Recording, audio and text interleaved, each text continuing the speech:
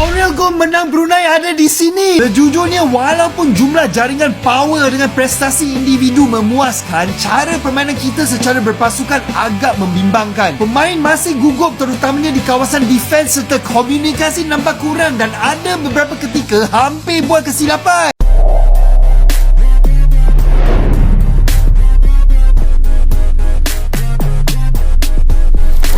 Aku pun tak menyangka yang dalam grup ini lawan yang susah, yang sukar adalah Filipina. Aku menyangkakan lawan yang susah untuk Malaysia hanyalah Indonesia saja, tapi tidak menyangka. Itulah orang kata jangan pandang rendah dengan pihak lawan. Ternyata aku sendiri pun memandang rendah dengan kemampuan Filipina selepas mengalahkan Malaysia. Walaupun Malaysia menguasai permainan, lebih banyak menyerang, lebih banyak percubaan ke arah gawang gol Filipina, tetapi Filipina yang gol dan Filipina yang menang. Malaysia kalah.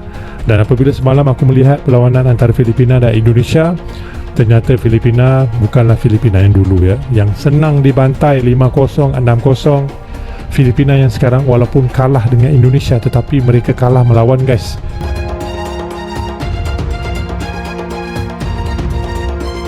Asa Timnas Malaysia U23 untuk melaju ke babak semifinal Piala AFF U23 2025 harus pupus lebih awal.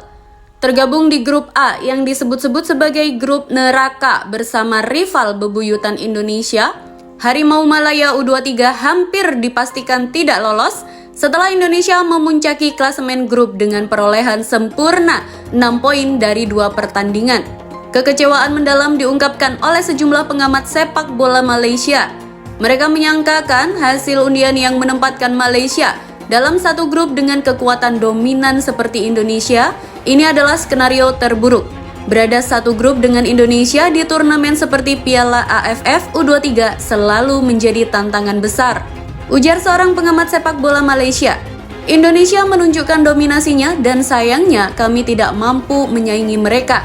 Saat ini Indonesia memimpin grup A dengan 6 poin, disusul oleh Filipina dan Malaysia yang sama-sama mengoleksi 3 poin.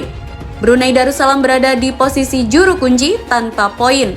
Meskipun Malaysia memiliki poin yang sama dengan Filipina, posisi mereka di bawah Filipina disebabkan Malaysia kalah atas Filipina. Kegagalan ini menambah daftar panjang tantangan yang dihadapi sepak bola usia muda Malaysia di kancah regional. Banyak pihak berharap adanya evaluasi menyeluruh untuk meningkatkan kualitas dan daya saing timnas di masa depan.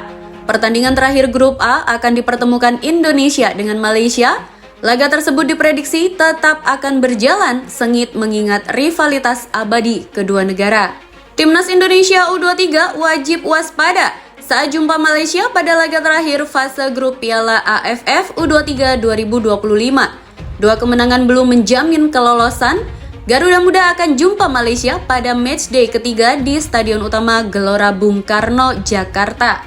Raihan Hanan wajib menang atau setidaknya meraih hasil imbang untuk mendapat jaminan kelolosan Timnas U23 ke babak semifinal. Saat ini Timnas U23 masih memuncaki klasemen grup A dengan 6 poin berkat 2 kemenangan atas Brunei dan Filipina. Di tempat kedua ada Filipina yang diikuti Malaysia dengan raihan 3 poin, sementara Brunei di posisi buncit tanpa poin. Mungkin ini terlihat bodoh buat kalian, sejujurnya saya tidak tahu regulasinya, saya cuma mau memenangkan pertandingan. Kata pelatih Timnas U23 Gerald Vandenberg terkait peluang kelolosan timnya di Stadion GBK, Jumat 18 Juli. Lalu kami lihat poinnya cukup ke babak berikutnya atau tidak. Kalau kami harus memikirkan yang lain itu tidak bagus, jadi kami harus bersiap dan memenangkan pertandingan.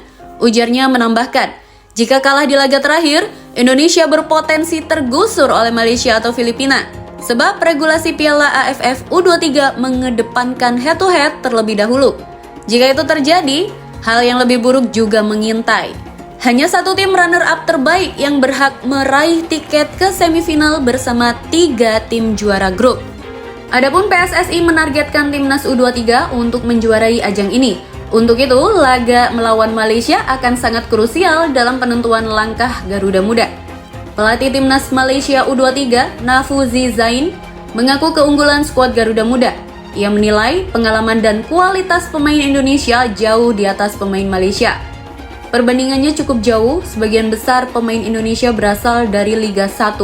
Mereka lebih matang, berpengalaman, dan tergolong elit, ujar Nafuzi Zain.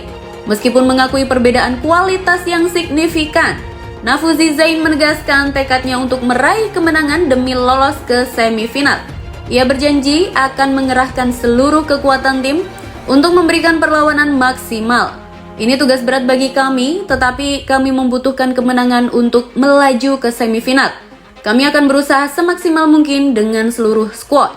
Semoga kami dapat memberikan pertandingan yang menarik bagi para penonton Indonesia, pungkasnya lagi.